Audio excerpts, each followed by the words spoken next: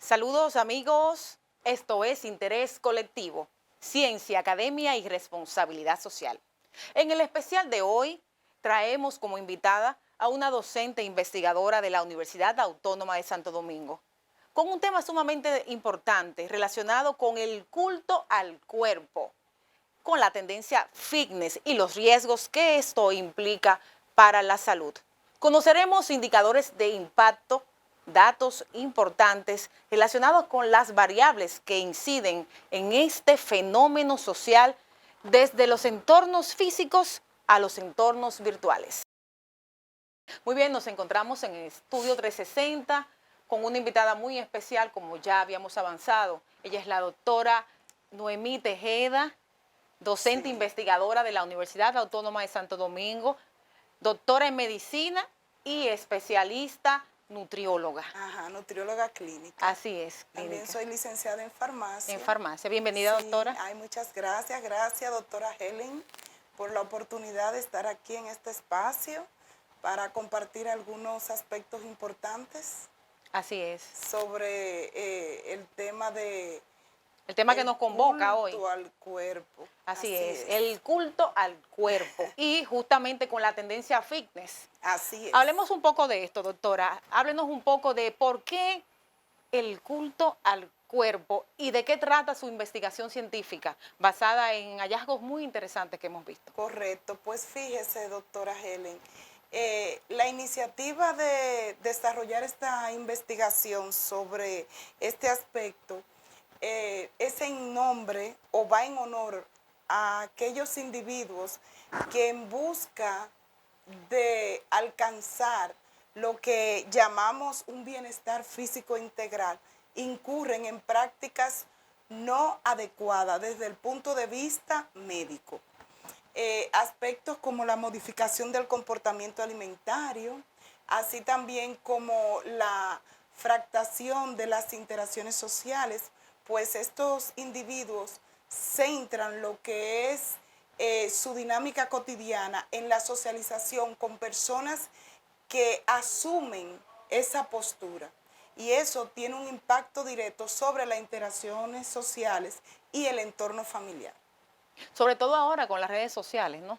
Correcto. ¿Qué podemos decir? Su estudio se concentra en los comportamientos, actitudes y prácticas relacionadas con esto que estamos viendo en las redes sociales. Bueno, el cibermundo, que es ya todo un fenómeno que se impone con lo que es la globalización y una serie de aspectos que corresponden a las prácticas contemporáneas, inciden mucho, pues a través de las redes sociales el sujeto poseedor de lo que es esta dinámica de vida proyecta hacia afuera una imagen idealizada que muchas veces este sujeto ejerce poder a través de los medios de comunicación, idealizando una imagen que muchas veces está impregnada por cuestiones no reales. ¿Una imagen ideal o una imagen deseada? Exacto. Sobre todo porque la sociedad contemporánea ha establecido unos estándares de medidas corporales que se alejan de la realidad. ¿Por qué? Porque nosotros, si vamos a lo que es el aspecto de la composición de nuestros corporal, de lo que es nuestra etnia, vemos que nosotros somos una mezcla. Tenemos, ¿verdad?, los aportes antropológicos, morfológicos del taíno, de los españoles que llegaron. Correcto. Y luego de los africanos. Entonces tenemos complexiones no puras.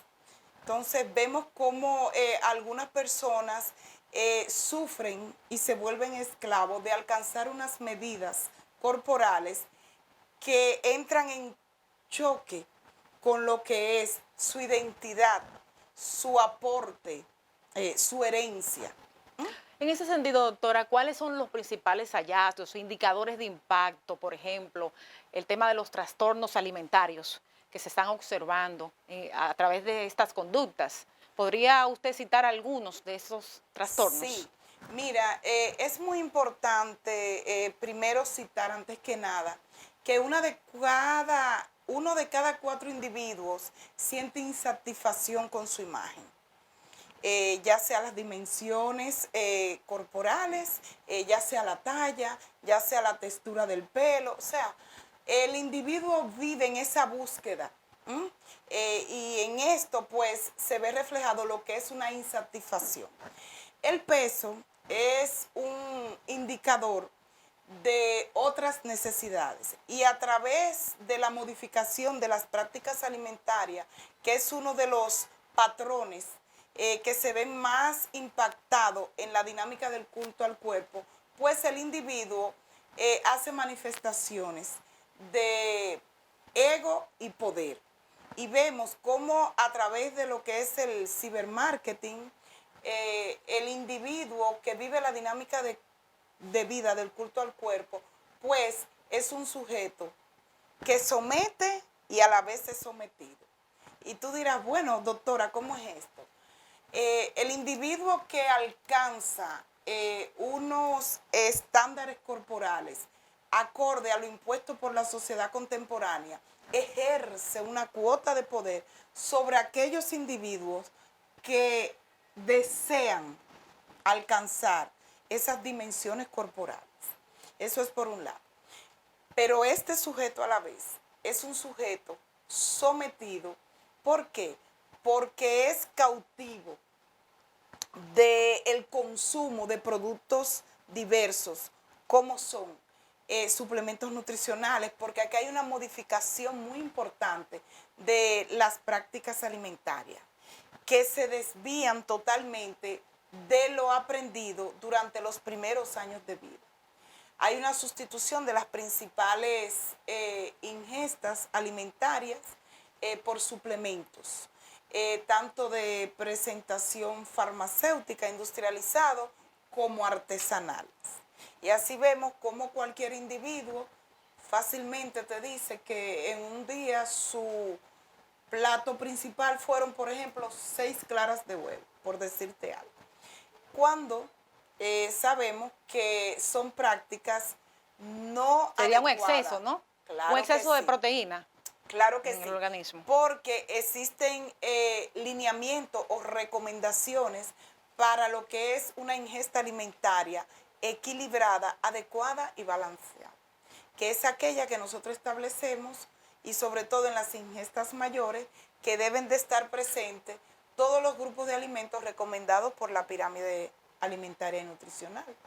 A propósito de eso, doctora, nos llama poderosamente la atención el tema de la reflexión a partir de las vivencias, porque usted ha hecho un estudio cualitativo, Exacto. pero también a través de las narrativas, esas narrativas digitales, esas expresiones que vemos en las redes sociales, ese afán por adelgazar, ese afán también por promover, como usted decía, el cibermarketing, Correcto. por promover productos nutricionales, podríamos decir, o algunos fármacos Así es. que pudieran o están más Impactar bien, están impactando negativamente negativamente en la salud de las la personas, salud sobre todo de en los los jóvenes, individuos. Sí. más o menos un rango de edad de este impacto. Usted Bueno, pudiera decirnos a partir de su estudio, porque estuvimos observando que usted tiene unos rangos de sí, edades específicas donde esta tendencia quizás implica un pico más alto, más elevado. correcto. Mira, es importante saber que a partir de los 8 años de edad, el individuo en ambos sexos siente la necesidad por ser aceptado por sus padres. Y a partir de esta etapa de vida, pues existe una preocupación por la autoimagen corporal y cómo los demás nos ven. Y así vemos cómo de ahí derivan diversas prácticas sociales no sanas, como es el bullying, donde vemos que aquellos, por ejemplo, en el entorno escolar, que fue uno de mis estudios que realicé, cuando realicé mi primer doctorado en educación, trabajamos una investigación muy bonita sobre las interacciones sociales y la obesidad en el entorno escolar.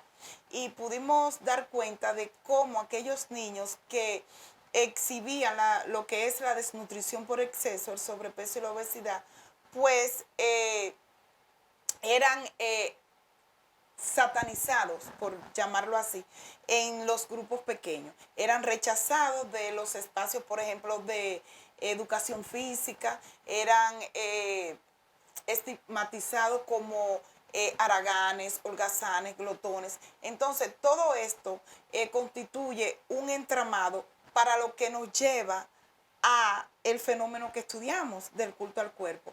¿Por qué? Porque si no existe una práctica adecuada durante los primeros años de vida en cuanto a la configuración de hábitos dietéticos saludables, pero no solamente eso, en cuanto a reforzar la autopercepción, el quererse, el autocuidado en nuestros niños, vamos a tener adolescentes fracturados desde el punto de vista emocional y estos van a incurrir en prácticas no adecuadas. Claro, ¿Por qué? con baja autoestima. Baja autoestima, entonces entienden que a través del alcance de una imagen corporal socialmente impuesta, pues van a ser aceptados. Entonces, en nuestra investigación postdoctoral, nosotros asumimos el método y un enfoque puramente cualitativo, donde asumimos una población representada por 5 individuos que practicaban la halterofilia, que es el fisiculturismo. Entonces, tuvimos una entrevista a profundidad donde estos individuos expresaron la experiencia vivida en este fenómeno y vemos cómo los rangos de edad varían desde los 22, que fue el sujeto más joven de nuestra investigación, hasta 57 años de edad, que correspondía a un masculino que se dedicaba a dar entrenamiento personal y tenía 37 años practicando lo que es la halterofilia. Sí, doctora, usted ha dado con un punto muy importante y es el aspecto psicológico, emocional, lo relacionado con la autoestima, lo relacionado con el tema de la tendencia depresiva que estamos viendo en nuestros jóvenes hoy día, sobre todo por esa incidencia que tienen las redes sociales.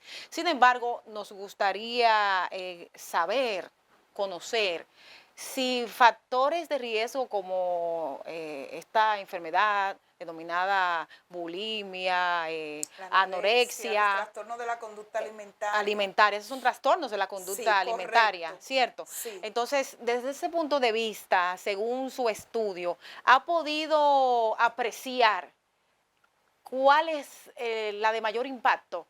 En este caso, si la primera, la tendente a estar tan delgado, o aquella que le hace ver al individuo que está delgado cuando realmente está obeso, ¿no? Exacto. O sea, ¿cuál de las dos tiene mayor impacto según su investigación? Los trastornos de la conducta alimentaria agrupan un conjunto de patologías que tienen manifestaciones en las prácticas alimentarias del individuo, pero que abrazan otros trastornos a nivel conductual. Y es importante saber que en el manejo de esas patologías de los trastornos de la conducta alimentaria existe un componente muy importante desde el punto de vista psicoafectivo y conductual. Por lo tanto, el manejo es multidisciplinario. Aquí es muy importante la intervención desde el punto de vista de salud mental. Apoyo emocional con psicología clínica y psiquiatría, cuando el caso lo requiera. Entonces, son muy frecuentes tanto lo que es la anorexia como la bulimia nerviosa. ¿Por qué? Porque son manifestaciones de trastornos conductuales que obedecen a patologías mentales puntuales que están dentro del rango de diagnóstico de lo que es la esfera de la salud mental. Entonces, es muy importante prestar atención, sobre todo a nuestros adolescentes. La salida de la mujer al mundo laboral ha permitido cosas importantes, como le digo a mis alumnos, pero también ha pasado factura. Veíamos como en los inicios el hombre era el proveedor y la mujer era la que recibía y administraba esos recursos. Y veíamos cómo existía pues ese cuidado de la alimentación, que era algo prácticamente responsabilidad de la mujer, de la madre.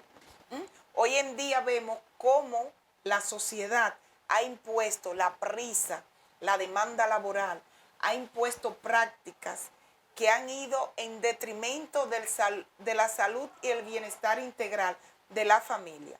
Los niños se van en un transporte, cómo ese niño amaneció, en qué actitud, si durmió toda la noche, está de buen humor, está en una actitud receptiva para llegar a la escuela. No sabemos, porque ya tenemos que depender de un transporte para que nos lleve ese niño. Pero ese mismo transporte lo recibe y lo lleva a la casa. ¿Quién recibe en la casa? Una hora de almuerzo no es suficiente para llegar a la casa, porque tenemos el problema del tráfico. Entonces recibe una persona que es una empleada, que dependiendo del nivel de compromiso que sienta con esa familia y la relación que tenga con esa ama de casa, así va a ser la actitud con respecto a los quehaceres del hogar. ¿Por qué? Porque a mí me pagan para preparar los alimentos.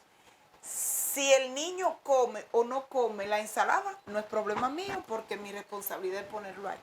Y es muy penoso, por ejemplo, cuando estamos en la consulta, en nuestra práctica clínica, como en esta primera consulta recibimos estos pacientitos y vemos cómo la madre se hace, porque hacemos la aclaración que debe de hacerse acompañar por la persona que cuida a ese adolescente que es la que prepara los alimentos, tutor o tutora. ese tutor. Y vemos cómo a veces los padres no saben si sus hijos comen ensalada o no. A veces cuando estamos haciendo la historia dietética, el recordatorio alimentario de 24 horas, y estamos preguntando, por ejemplo, por el grupo de vegetales, come zanahoria, come brócoli, y el niño rápidamente dice, yo no como brócoli. O sea, ¿qué está pasando? Hay algo que no está bien. Y maravillosamente, el comportamiento alimentario es un indicador innato de esto. ¿Por qué? Porque la alimentación es una necesidad básica y existencial de los seres humanos. Fíjate, Helen, si nosotros estamos celebrando, intercambiamos alimentos, compartimos, brindamos. Tenemos una celebración, pensamos, ¿cuál es el menú que voy a ofertar a mis invitados?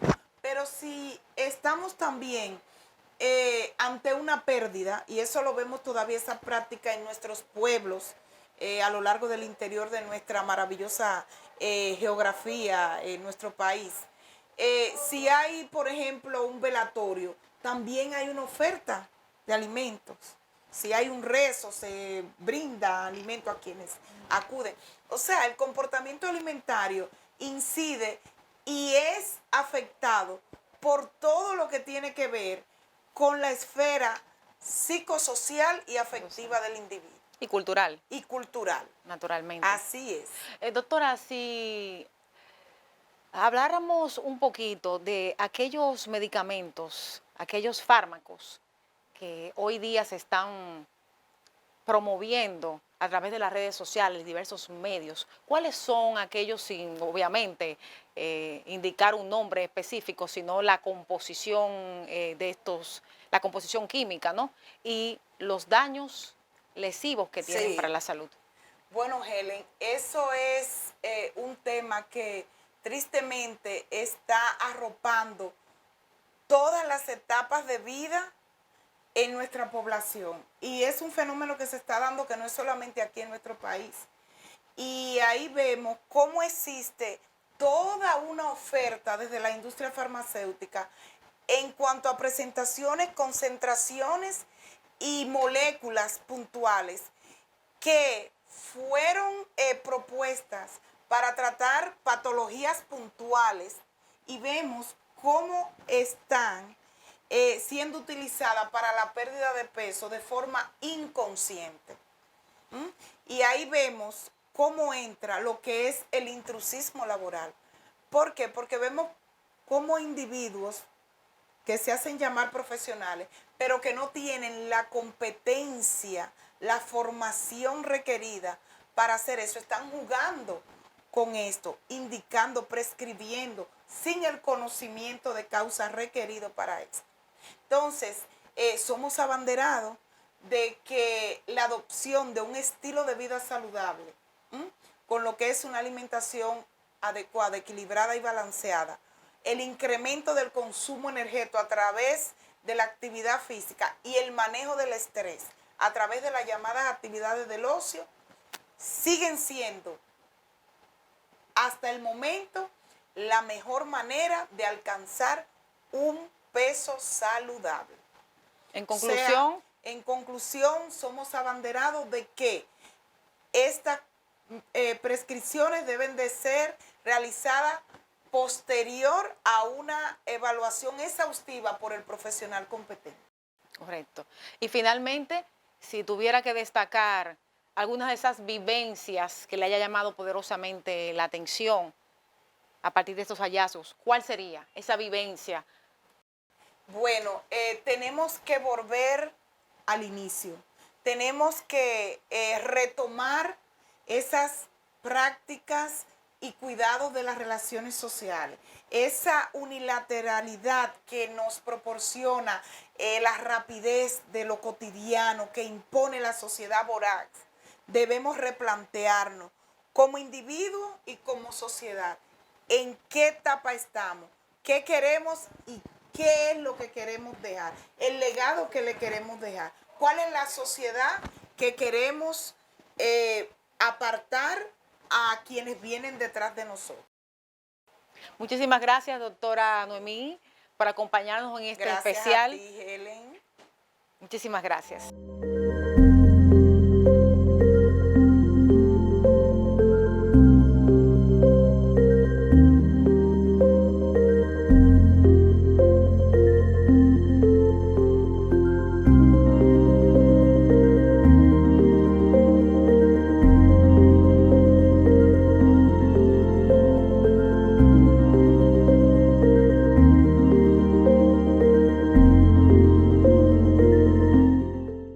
Es el turno de la doctora Maribel Grullón. Bienvenida, doctora.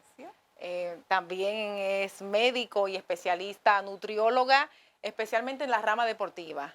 Doctora, a propósito del tema del fitness y este tema del culto al cuerpo que hemos expuesto y hemos estado trabajando con la doctora Noemí, ¿qué podría decirnos ustedes del ámbito deportivo? ¿Cómo están los deportistas y especialistas abordando este nuevo enfoque o tendencia global, vamos a decir así? Bueno, básicamente aquí lo que nosotros debemos tomar en cuenta que no ir a los extremos. En la parte positiva está muy bien, un 70% está relacionado con la alimentación, como mencionó la doctora Isabel Noemí, pero un 30% está relacionado con los ejercicios. Le hablo de esa parte positiva. La parte negativa es en cuanto al uso indiscriminado de suplementos, de medicamentos, como ella muy bien lo mencionó, y tener en cuenta que el corazón es un músculo, igual que el bíceps, que el tríceps, que los demás músculos del cuerpo, igual van a tener una hipertrofia muscular. No solo con la parte de los ejercicios, sino también con el uso indiscriminado de suplementos y medicamentos. ¿Y qué usted nos diría sobre esta tendencia que hay ahora, asesores deportivos, asesores de fitness, o también le llaman entrenadores? En ese sentido, el rol que juega un entrenador, por ejemplo, en un gimnasio, ante los usuarios que demandan este servicio, ¿cuál ha sido?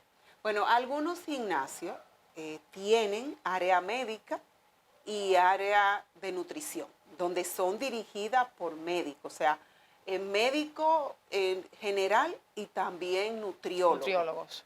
En algunos también puede encontrar diabetólogo, endocrinólogo. Entonces, esas prescripciones deben ser realizadas por un médico, porque nosotros partimos primero de una historia clínica, de un recuento alimentario de 24 horas de día de la semana y de fines de semana, y también de una analítica muy importante, donde usted manda a realizar análisis para ver si el paciente no tiene anemia, cómo utilizan grandes cantidades de proteína, a ver cómo está el riñón. Antes de usted hacer una prescripción o diseñar un plan de alimentación que debe ser personalizado, se debe realizar una evaluación con antropometría, con pliegues cutáneos y también la parte analítica, que es muy importante realizar análisis. Sabemos que no todos los gimnasios de la República Dominicana y de otros países, sobre todo de Centroamérica y el Caribe, no suelen aplicar esta práctica. O sea, no todos tienen un especialista, un consultorio de un médico que antes de abordar al paciente o al cliente pueda dar este tipo de atenciones. En ese sentido, ¿tienen ustedes, los especialistas, algún órgano regulador a través de estos mecanismos o a través de los gimnasios?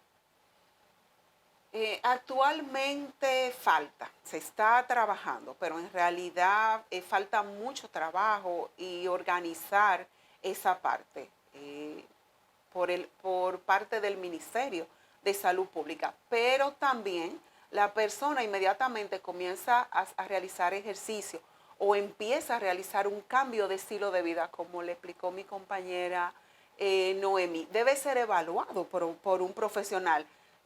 No solo tiene que ser el nutriólogo, esto es un trabajo en equipo, un trabajo multidisciplinario donde el paciente puede ir a un endocrinólogo, a un médico internista, entra el nutriólogo, también en el equipo va el entrenador, pero aquí cada persona tiene su parte.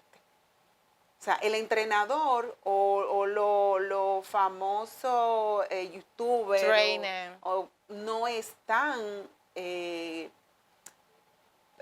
capacitados algunos o preparados con la parte que le digo, la parte de los análisis para prescribir suplementos o prescribir un plan de alimentación. Y en realidad nadie tiene que empezar tomando suplementos. Con la alimentación nosotros podemos cubrir todos los requerimientos, principalmente con las proteínas, con los hidratos de carbono, con la grasa, a través de los vegetales y la fruta, obtener vitaminas, minerales, enzimas, o sea que no necesitamos los suplementos. La persona que necesita suplementos es una persona que está enferma, que nosotros tenemos que ver con su absorción, o una persona que está vomitando, que tiene una patología, y nosotros mandamos a realizar análisis. Por ejemplo, yo trabajo en un hospital oncológico y cuando me interconsultan un paciente, que yo primero realizo mi tamizaje y luego mando a realizar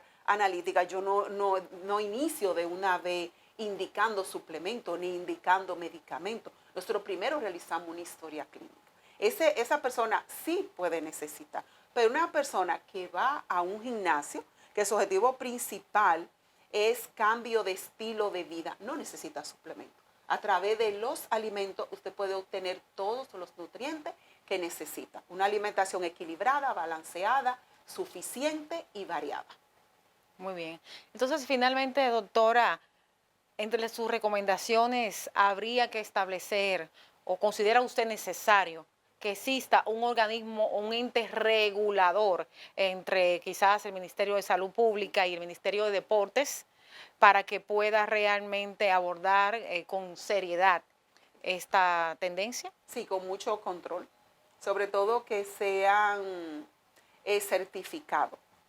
Porque, como le mencioné anteriormente, hay varios gimnasios. Yo trabajo en un gimnasio que tiene departamento médico y departamento de nutrición. Y está dirigido por profesionales calificados. Pero la mayoría no. La gran mayoría no, pero sí en nuestro país hay que están dirigidos por médicos. Y también la persona puede ir a un profesional fuera, en una clínica o en un hospital, a la consulta de endocrinología, a la consulta de diabetología, consulta de cardiología, de medicina interna.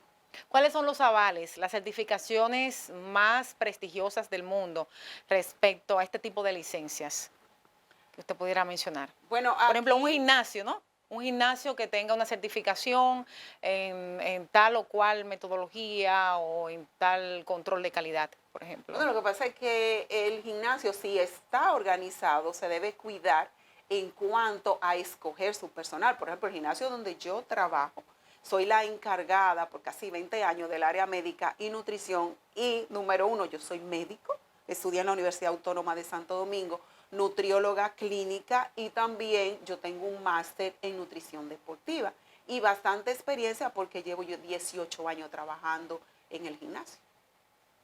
Correcto. Pero tendría usted o podría usted mencionar una certificación para que el público, la ciudadanía a viva voz la conozca.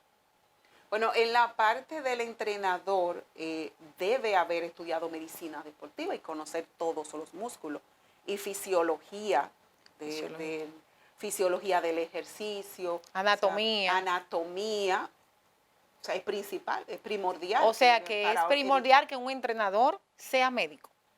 No necesariamente tiene que ser médico, pero sí tiene que estudiar y puede aprender todos los músculos, no igual que un médico, pero sí lo puede estudiar. Estudios superiores en anatomía, No, ya y ir física. a la universidad, o sea, ya estudios universitarios Sí, en la parte deportiva.